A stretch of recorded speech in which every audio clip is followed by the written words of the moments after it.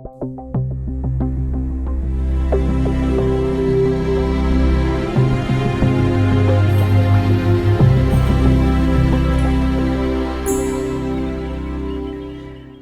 nuevamente a todos ustedes, estimados estudiantes. Estamos reunidos una vez más para continuar estudiando en este curso que es sumamente interesante, que es respecto a las cartas del apóstol Pablo, mejor conocidos también como las epístolas paulinas. De hecho, en la clase anterior empezamos a ver nosotros acerca de la primera carta a los tesalonicenses.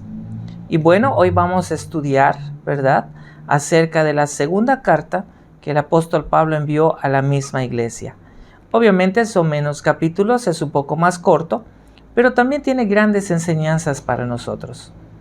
Quiero comenzar en esta hora dándoles a todos la bienvenida, y si hay algunos estudiantes que se están anexando a este curso, también les damos la bienvenida, esperando que todo lo que estudiamos siempre sea de bendición para cada uno de ustedes.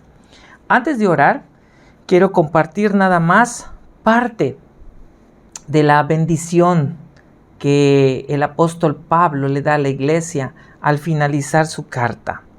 Dice: y el mismo Señor de paz os dé siempre paz en toda manera. El Señor sea con todos vosotros. Aquí el apóstol Pablo les está deseando a esta iglesia que por sobre todas las cosas deben tener paz, deben estar tranquilos, deben estar poniendo siempre su confianza en Dios. Ahora, ¿por qué termina de esa manera? Eso lo vamos a estar viendo a través del desarrollo de la clase del día de hoy. Para empezar, vamos a pedirle a nuestro Dios que su Espíritu Santo nos guíe, nos ilumine, y que podamos comprender con claridad toda esta gran enseñanza que nos va a dar segunda carta a los tesalonicenses. Ahí donde están, inclinen sus rostros, cierren sus ojos y vamos a orar. Padre bendito, te agradecemos en esta tarde el tiempo que vamos a estar aquí para estudiar. Háblanos de una forma sencilla, y que, Señor, tu Espíritu Santo obre en nuestros corazones, en nuestro pensamiento, en nuestra inteligencia, y que podamos, Señor, no solamente retener tu palabra, sino que también estemos siempre dispuestos a ponerlo en práctica. Estamos listos para estudiar esta carta, segunda carta a la iglesia de Tesalónica. Estamos listos, Padre, para poder seguir creciendo en el conocimiento tuyo. Oramos en el nombre de Cristo Jesús. Amén. Ya vimos que en la primera carta a los de Tesalónica, el apóstol Pablo casi termina dándoles a ellos una explicación y al mismo tiempo un aliento de que tengan mucho cuidado, ¿verdad?, con todo lo que se iba a venir conforme pase el tiempo. Él estaba diciendo, en otras palabras, que puedan tener discernimiento que viene de Dios para poder saber todo lo que van aprendiendo y todas las enseñanzas dadas, si provienen realmente de una enseñanza sana, de una doctrina correcta, o viene también para hacer una falsa enseñanza, porque obviamente se estaban levantando, si se seguirán levantando falsos maestros. El apóstol Pablo también estaba haciéndoles una exhortación, diciéndoles que prueben todas las cosas. Ahora, cuando entramos a esta segunda carta a los de Tesalonicenses, el apóstol Pablo también va a tocar algunos puntos interesantes, pero en particular, el apóstol Pablo, a través de esta carta, segunda carta, va a empezar a responder de una forma tranquila, amena, agradable, pero profunda, sobre algunas interrogantes que el ser humano tiene. Va a empezar a dar respuestas sobre preguntas que muchas veces inquietan o ponen en duda inclusive a los mismos cristianos. Preguntas como cuáles. En primer lugar es: ¿por qué pasan las cosas en este mundo que nos traen sufrimiento? ¿De qué manera nosotros vemos y apreciamos el actuar de Dios en medio de esas situaciones. Cómo Dios actúa, cómo Dios obra, cómo Dios trata. Mucho más aún poder responder a preguntas que también quizá en algún momento dado se lo han hecho ustedes en la iglesia. A veces llegan y nos preguntan, pastor, hermanos, no entiendo, ¿por qué permite Dios que el hombre sufra? ¿Por qué Dios permite el sufrimiento? ¿Por qué algunas veces pareciera que esos malvados, ¿verdad?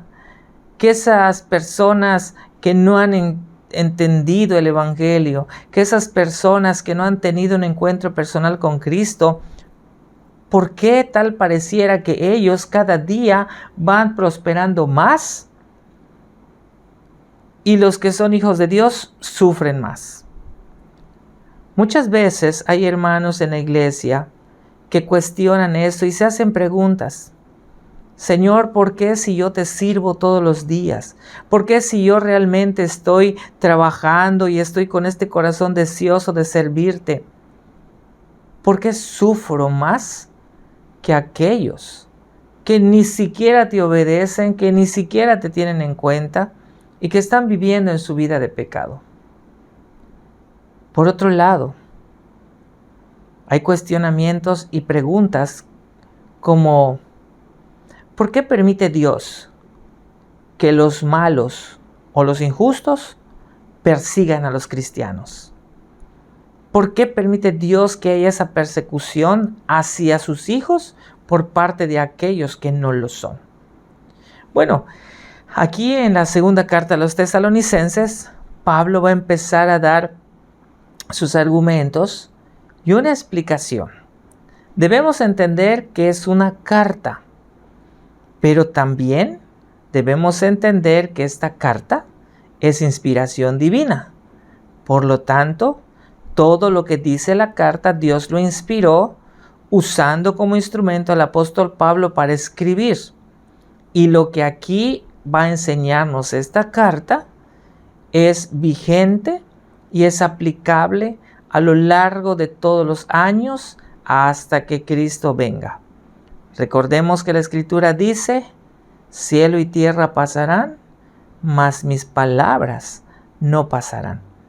Así que la palabra de Dios es clara, no hay duda en lo que dice, es verdad absoluta. Y entonces, Pablo aquí empieza a hablar acerca de este gran tema que muchas veces afecta la vida del cristiano, que es precisamente el sufrimiento. Para el cristiano, en ocasiones el sufrimiento es un gran problema. No sabe cómo lidiar con ello. Pero el apóstol Pablo dice, mira, tienes que entender dos cosas.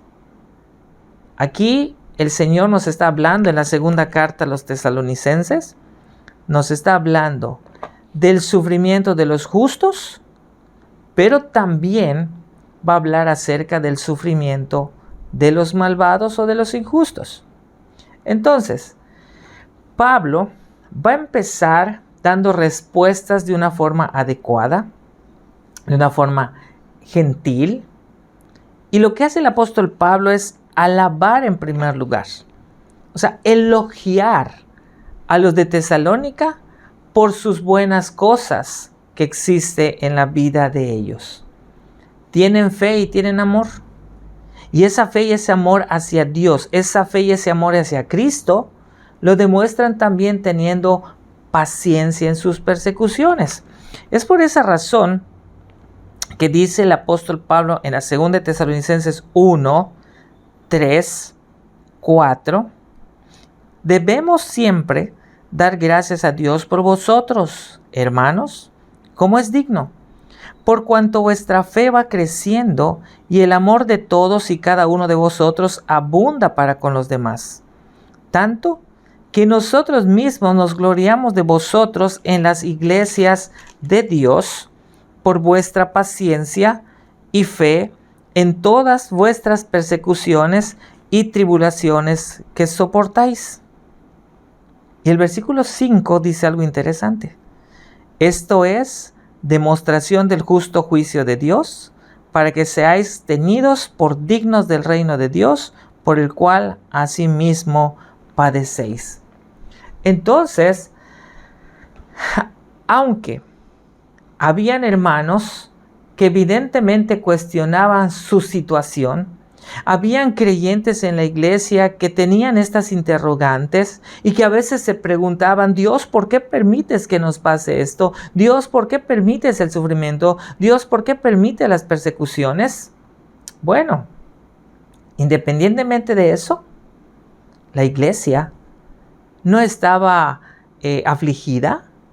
La iglesia no estaba pensando: tenemos sufrimiento y ahora qué vamos a hacer, creo que esto no es para nosotros, yo creo que el servir al Señor como que es algo muy duro para poder realizar. No, Pablo está dándole gracias a Dios y está elogiando a esta iglesia porque a pesar de la situación, a pesar de la dificultad, a pesar de ser perseguidos, la iglesia no se había alejado del Señor, sino al contrario, seguía avanzando, seguía creciendo a pesar de esas dificultades. De acuerdo a lo que dice esta carta, es muy evidente que muchos habían sufrido por causa de sus compatriotas y de los judíos de las sinagogas. Recuerden lo que Pablo hablaba en la primera carta que les mandó a la iglesia. Habían judíos que no estaban de acuerdo con lo que Pablo enseñaba. Había judíos que perseguían a Pablo. Entonces, Pablo también está diciendo: ¿sabes qué? Ustedes como iglesia han sufrido en manos de sus mismas personas, de su misma gente, de su misma raza. Pero lo interesante es que su fe, su amor, se mantenían. Y que por esa razón, ustedes han sido pacientes, soportando todas las adversidades, porque ustedes están centrados y están fundamentados y su fe cada día se está solidificando más en el Señor Jesucristo. También tenemos que entender que puede haber una diferencia entre estos dos términos: persecución y tribulación. La persecución es un sufrimiento estrictamente de orden religioso. Te persiguen por la causa de Cristo. En nuestro contexto, aquí en nuestro país, México, tenemos nosotros un estado en donde existen muchísimos cristianos. De hecho, es el estado con el mayor porcentaje de creyentes en Jesucristo. Quizá usted ha escuchado hablar de nuestro estado aquí en México, que es Chiapas. Y Chiapas, los cristianos de ese estado sufren persecución. Y la persecución que sufren no es porque tengan propiedades, no es porque tengan tierras, no es porque tengan territorios, sino la persecución que sufren es porque ellos no están adorando y su corazón está sirviendo a un Dios que no es el Dios que sirven los altos mandos políticos de ese estado. Y esto se hace mucho más crudo, se hace mucho más fuerte en comunidades que están muy alejadas de la capital. Inclusive se han tenido que abrir albergues para estas personas, albergues para familias completas, porque al no creer en lo que los demás creen, son expulsados de sus tierras y tienen que buscar refugios en otras partes.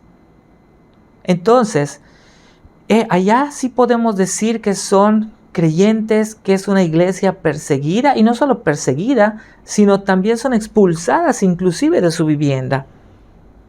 En casos muy extremos que también se han dado, han incendiado los templos donde ellos se reúnen. Han incendiado las casas de los cristianos, solo por no creer en lo que creen los demás y tener su fe en Cristo, del cual ese Cristo no es el mismo que ellos adoran. Ellos adoran otras cosas. Hablo de la gente de las comunidades. Eso es persecución, y podemos entender que la persecución tiene que ver con un orden religioso, muchas veces de manera estricta. Ahora, la tribulación, que son adversidades, son problemáticas, bueno, puede tener otra fuente, puede ser a causa de otras cosas que no necesariamente tienen que ser religiosas. El sufrimiento, todos pasan por sufrimientos, pero la persecución en algunos lugares es muy fuerte, así muy estrictamente, que los lleva hasta la muerte. Y hay otros que son perseguidos quizás de una manera más sutil. Entonces hay que entender, persecución es por creer en Cristo y no creer en esos santos imágenes que otras personas creen.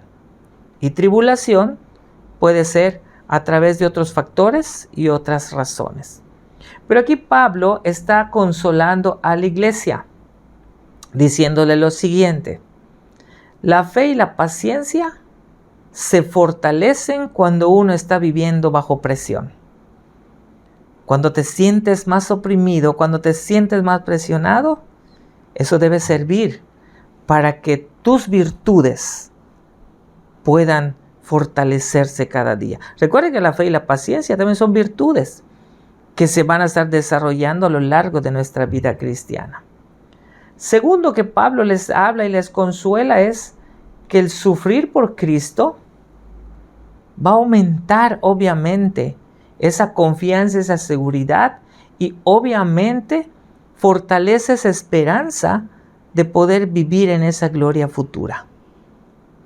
Si nosotros sufrimos por Cristo, como Jesús también lo mencionó y lo dijo en los evangelios, somos dichosos, somos bienaventurados, somos felices porque estamos sufriendo por la única y la mejor causa que el ser humano puede tener: poner en alto el nombre de Cristo.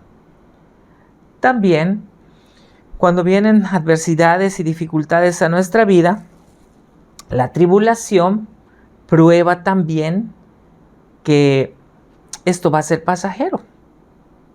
La tribulación va a ser pasajera porque al final de nuestros días, ¿qué dice la Escritura que va a haber? Un juicio final. Entonces, las tribulaciones solamente son una probadita, ¿verdad?, de lo que viene al final, de un juicio que Dios va a hacer, en donde castigará a los malvados y a sus hijos los llevará con él en gloria. En donde en este juicio, dicho de otra manera, dará castigo a los que han perseguido a los justos, y donde Dios va a recompensar a estos justos que han soportado el sufrimiento por la causa de Cristo. Entonces, lo primero que Pablo está tratando de alentar a esta iglesia en Tesalónica, en esta su segunda carta, es que el sufrimiento es algo normal en la vida del creyente, pero que este sufrimiento es pasajero, y que aún en medio de estas dificultades, estas tribulaciones y estas persecuciones o estas adversidades, debemos seguir siendo pacientes y no abandonar o no alejarnos de Dios, sino al contrario, seguir manteniendo nuestra fe en Él, porque nuestra fe es sólida, porque nuestra fe está basada y está sustentada y está cimentada en la persona correcta, en el Rey de Reyes, en el Señor de Señores. Pero también Pablo no solamente está hablando del sufrimiento de los justos. Pablo también ocupa tiempo, ¿verdad?, un tiempecito, para hablar acerca del sufrimiento de las personas injustas. Llámese malvados, llámese pecadores. No podemos evitar pensar que no haya gente malvada. ¿Por qué? Porque como también Dios dice, todos somos malos por naturaleza. También el apóstol Pablo lo dice en su carta a los Romanos. No hay justo ni aun uno. No hay quien haga lo bueno, no hay quien haga el bien. Todos estamos yendo, caminando y ofendiendo a Dios todos los días. Nadie quiere el bien, nadie desea el bien. No hay quien haga el bien, no hay justo ni un uno. Entonces, todos somos malos porque todos somos pecadores por naturaleza. Lo cierto es que nosotros hemos sido redimidos por Cristo y nos ha hecho parte de su familia, y cuando nosotros recibimos el perdón de nuestros pecados, entonces el Señor, Dios, hizo una declaración legal a favor nuestra, y Él nos ha declarado a nosotros justos. No nos hizo justos, nos ha declarado justos a través del sacrificio de su Hijo. Por lo tanto, delante del Señor, Él nos ve como justos, porque ya lo declaró, ya hizo esa declaración. Pero no así con las personas que todavía no tienen ese encuentro personal con Él. Por eso, es un hecho, y aun cuando nosotros somos cristianos, sigue habiendo gente que por su propia naturaleza pecaminosa actúa de una forma malévola, mala, traicionera. Sin embargo, esta gente, dice el apóstol Pablo, dice que tienen su forma de actuar de tres maneras, o hacen tres cosas. La primera de ellas, fastidian y persiguen a los santos, ¿ok? Persiguen a los que estamos en este proceso de santificación. Muchas veces la gente inconversa es responsable de nuestros sufrimientos, ¿sí? ¿Por qué lo hacen? Porque no aceptan que nosotros servimos a Cristo y ellos no. Porque muchas veces para ellos Cristo ni siquiera está dentro de su entendimiento, ni está ni siquiera dentro de su diccionario. Que no existe Cristo para ellos, diciéndolo de esta manera. Segundo, pues no conocen a Dios. Saben que existe un Dios, pero no lo conocen. Saben que existe un Dios, pero no lo aceptan. Saben que existe un Dios, pero para ellos ese Dios es solamente un ser que está en un plano espiritual que no tiene nada que ver con su vida. Entonces, para ellos Dios no es conocido. No pudieron haberlo conocido, ni siquiera tienen el entendimiento de Dios, tampoco quieren hacer estas cosas, o sea, tampoco quieren buscar a Dios. ¿Por qué? Porque están incapacitados para eso. Son incapaces de buscarlo.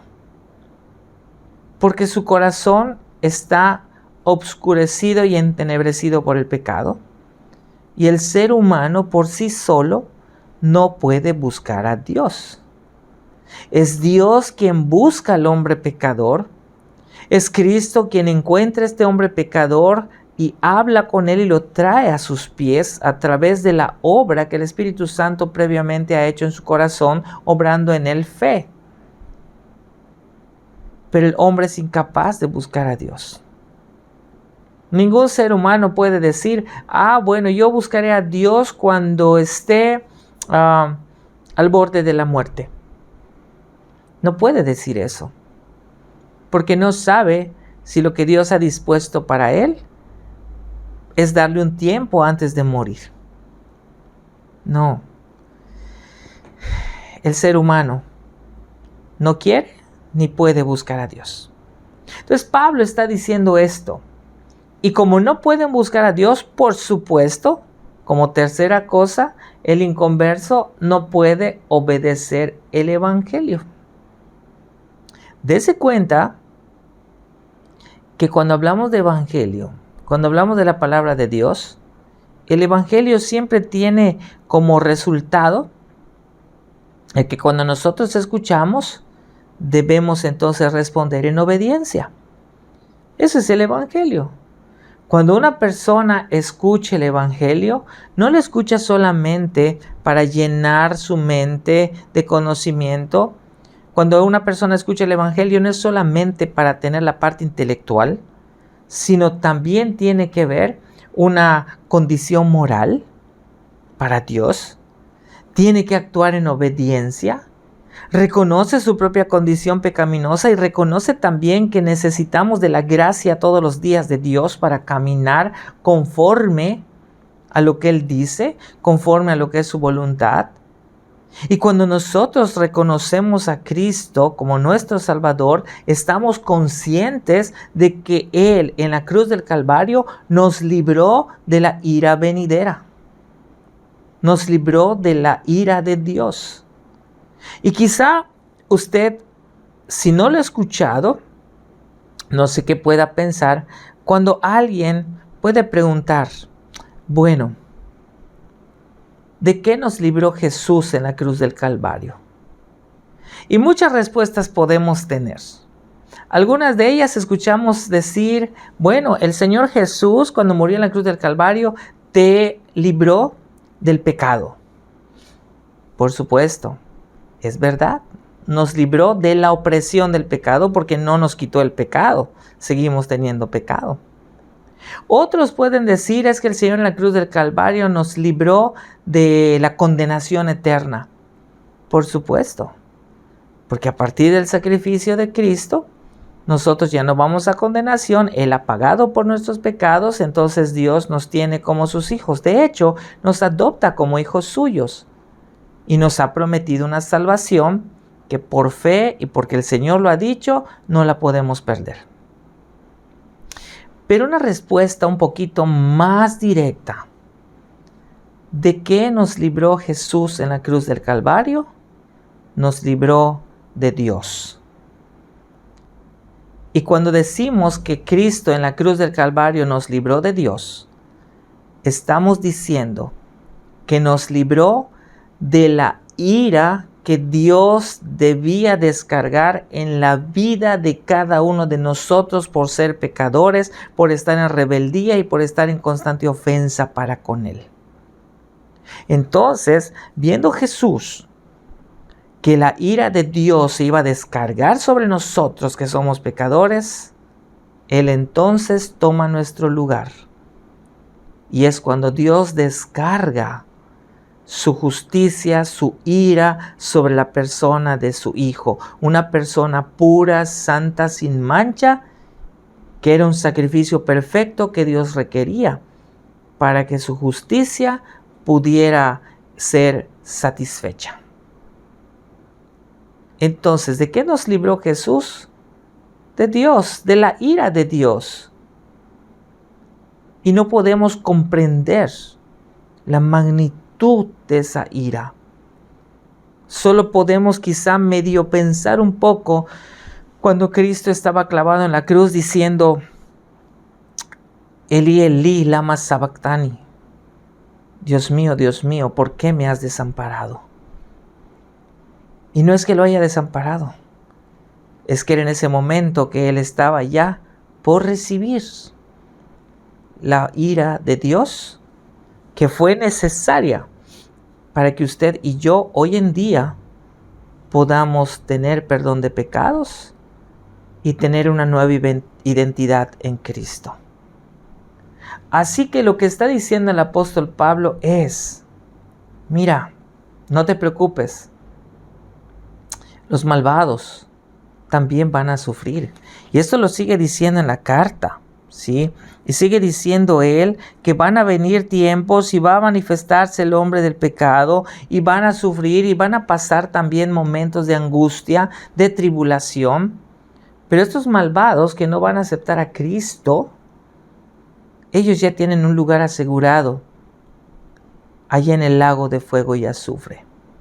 Es por esa razón que el apóstol Pablo está exhortando a la iglesia de Tesalónica a no tener temor. No tengas miedo, no temas. Inclusive si hay persecuciones o llegar el momento de haber persecuciones, no tengas miedo. Recuerda que va a venir un día en la cual el Señor, como juez justo, dará el juicio a todo el mundo. Y todas las cosas entonces estarán de acuerdo a la voluntad de Dios. Sigan cumpliendo, dice el apóstol Pablo, sigan cumpliendo. con la bondad del Señor. Sigan adelante, no desfallezcan. Y lo que Pablo les da a ellos como aliento y como consuelo, les dice: ¿saben qué? Yo voy a orar por ustedes. Voy a orar para que esa gloria del Señor, para que esa imagen de Cristo se refleje cada día a través de sus vidas a otras personas. Voy a orar para que el Señor los siga sosteniendo, los siga sustentando. Voy a orar para que la gracia de Cristo que ustedes tienen también sea reflejada cada día y que puedan con sus vidas ser esa luz que resplandezca y que ilumine la vida de otras personas. Recuerden, dice el apóstol Pablo, que en la venida de Cristo será magnificado Él por lo que somos y nos maravillaremos y nos asombraremos en Él. O sea, dicho en palabras nuestras, Dios siempre va a ser glorificado. Y Dios se va a glorificar en nuestra vida. Y si nos llama a su presencia antes que Él venga, Dios también se va a glorificar en nuestra muerte. Sin embargo, aunque Pablo está hablando del sufrimiento, también toca algunos puntos que quisiera compartir con ustedes.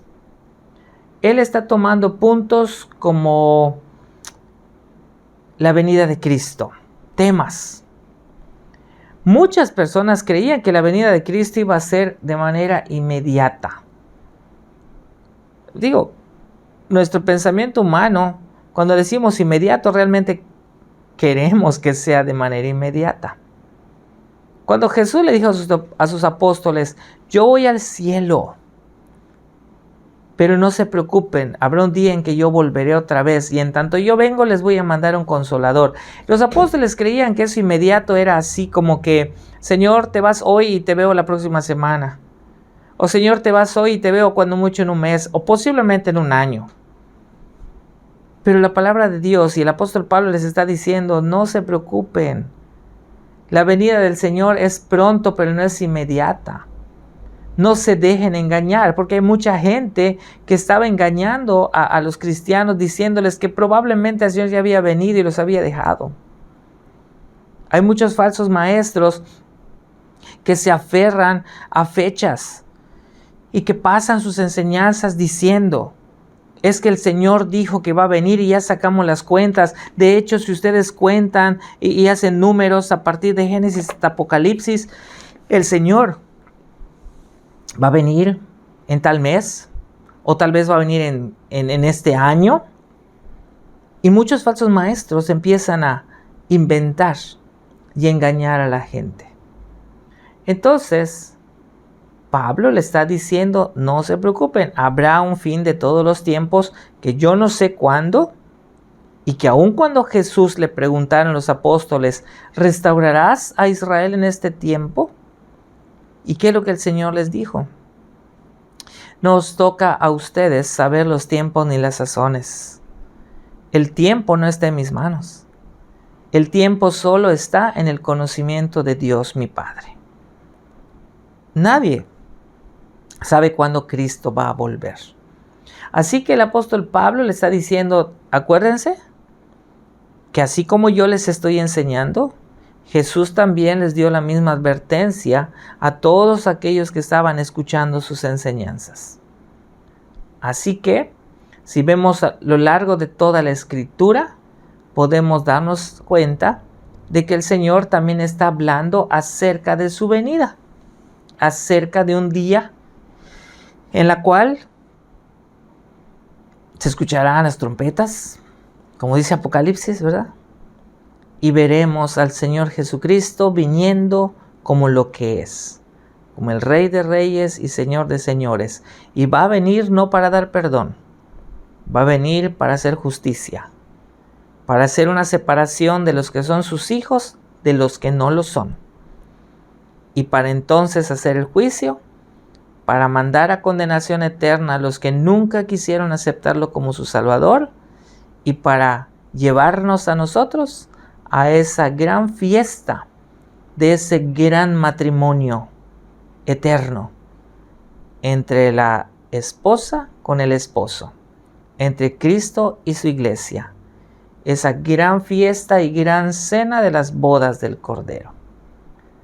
Sin embargo, también Pablo está hablando acerca de otros temas que han sido también profetizados, como por ejemplo, el rapto de la iglesia. Aquí hay que hacer un término y un paréntesis, porque en realidad cuando hablamos de rapto, se puede entender como que el Señor viene a robar y viene a agarrar. Pero aquí, en nuestra cultura, espero si ustedes lo tienen también de esa manera o no, aquí en nuestra cultura el significado de rapto es de un ladrón que viene a robar sin avisar y que viene y te roba. Y que va a robar algo de tus pertenencias. Sin embargo, cuando hablamos en términos bíblicos, para nosotros evitar que la gente piense que el Señor Jesús va a venir como ese ladrón en la noche sin avisar y que va a robar a cada persona, tenemos nosotros que entender que no hablamos nosotros de un rapto, sino hablamos de un arrebatamiento. ¿Por qué? Porque la Escritura dice que Jesús vendrá como ladrón en la noche, pero no en el sentido de los ladrones que nosotros conocemos humanamente, sino Él está diciendo que vendrá como ladrón en la noche en el sentido de que Él va a venir sin dar aviso. Él no va a avisar y va a decir a todo el universo, oigan, mañana llego al mundo a rescatar a la gente a las 3 de la tarde. O sea, Él no va a decir eso. Él va a venir en el día en que nosotros ni siquiera nos imaginamos. Pero también el apóstol Pablo habla acerca de la apostasía. Muchos dejarán a un lado su fe y se irán corriendo tras falsas doctrinas, falsas enseñanzas. Inclusive muchos abandonarán la fe y volverán a su vida de pecado. Pablo está hablando de esto también. Pablo está hablando también de la manifestación del hombre de pecado, del anticristo. ¿Ok? Y a lo largo de los años, muchos han dicho, ya sabemos quién es el anticristo. Y cuando dicen quién es el anticristo, siempre dicen el anticristo es el Papa. Bueno, no vamos a complicar la existencia, ¿verdad? No vamos a meternos en ese tipo de situaciones o polémicas. Pero como su nombre lo dice, el anticristo. El anticristo pudiera ser una persona, pudiera ser un movimiento, pudiera ser un grupo. El nombre mismo nos da a entender. El anticristo es todo aquello que vaya en contra de Cristo y de su palabra. Así que puede ser algún religioso, puede ser alguien que no sea religioso y que esté haciendo algún movimiento como los que están surgiendo en la actualidad, que no están alineados a la voluntad de Dios. Así que todo lo que esté en contra de Dios es anticristo. Así que, dice el apóstol Pablo, quiero alentarles, quiero motivarles, que aun cuando se manifieste todo lo que se tenga que manifestar a través del anticristo, llegará el día en el cual Jesús vendrá al mundo como Rey de Reyes y se encargará entonces de poner todas las cosas como deben de ser. Pondrá todo el orden que debe de ser. Jesús se encargará de dar el pago justo a sus hijos y también el castigo justo de los que no son sus hijos, juntamente con todo llamado anticristo. Y esto nos lleva entonces a tener seguridad. Porque Pablo lo que quería era decirles a la iglesia de Tesalónica, hermanos, tenemos que tener seguridad. Porque nuestra seguridad no depende ni de nosotros ni de lo que pase a nuestro alrededor. Nuestra seguridad depende solamente de Cristo. Así que debemos estar seguros, número uno, porque Dios ha escogido salvar al hombre. Y porque escogió salvar al hombre es que envió a su Hijo Jesucristo. Y es a través de ese sacrificio de Cristo que usted y yo hoy en día somos parte de este pueblo escogido de Dios. También debemos creer y creemos la verdad.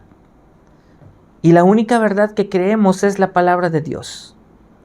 El único evangelio que creemos son estas buenas nuevas de salvación, donde encontramos nuestra condición de pecado, donde encontramos nuestra redención, donde podemos apreciar que el Señor Jesús fue la propiciación para nosotros y donde también tenemos la alegría, el gozo de saber que hemos sido reconciliados con Dios. Pero también debemos estar seguros porque el Espíritu Santo mora en nosotros. Y como mora en nosotros, Él nos está ayudando en este proceso al cual llamamos santificación. Estamos siendo santificados cada día hasta poder llegar a la medida de la estatura del varón perfecto. Pero en este proceso no lo vamos a hacer nosotros con nuestras capacidades. Es el Espíritu Santo quien nos ayuda para poder seguir avanzando y seguir creciendo. Somos cada día afirmados en Cristo. Cada vez que nosotros caminamos con el Señor, cumplimos su voluntad, usamos los medios de gracia, cada día somos afirmados en este caminar diario. También creemos en una salvación final, en esa recompensa.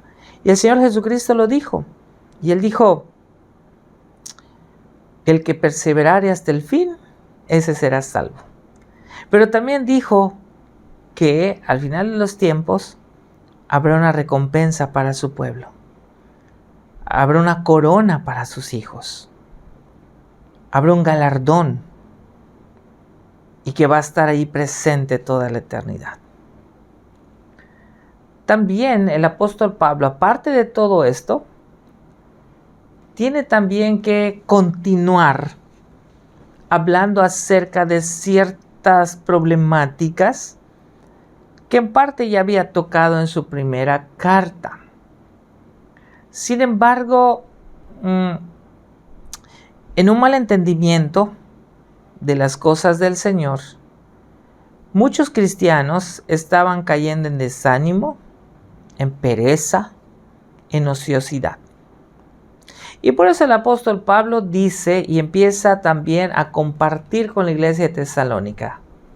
Aquellas personas que estaban viviendo en desorden.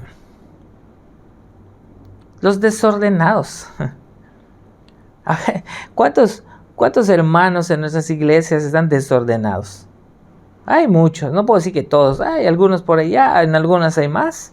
Pero bueno, Pablo está refiriéndose, cuando habla de este punto, de esta problemática, él está haciendo referencia a aquellos hermanos que no servían a la iglesia, ni tampoco estaban dispuestos a ayudarse mutuamente.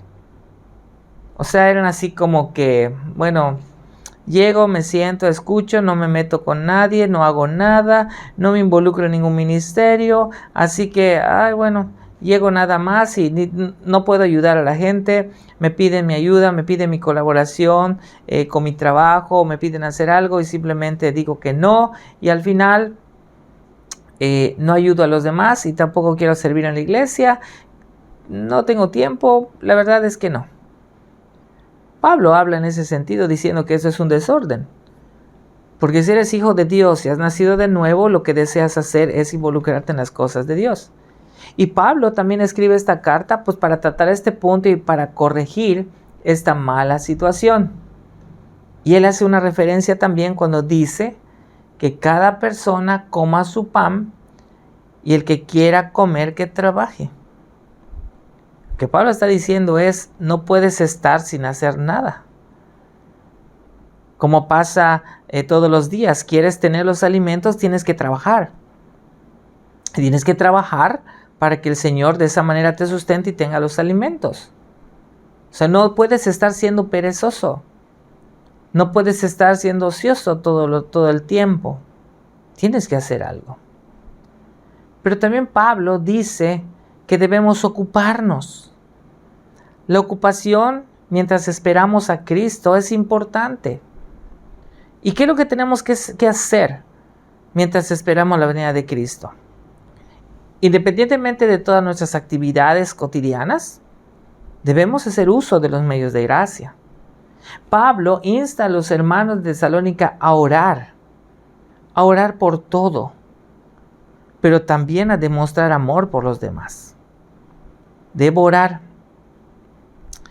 debo escudriñar la palabra, debo ayunar y debo mostrar amor por los demás.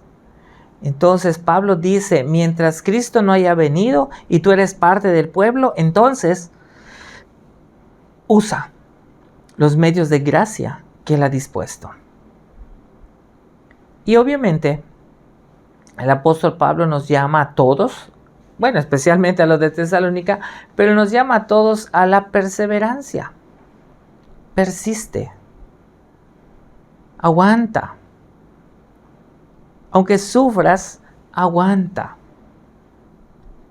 La fidelidad de Dios nos garantiza que podemos soportar cualquier situación.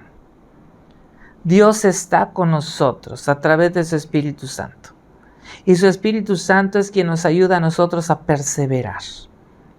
Nosotros solos no podemos perseverar, porque caeremos, desfalleceremos y tal vez querramos regresar a nuestra vida pasada. Pero como el Espíritu Santo mora en nosotros, Él está perseverando en nosotros y con nosotros. La fidelidad que mostró Cristo cuando estuvo a prueba y enfrentó la oposición pasa a ser nuestra.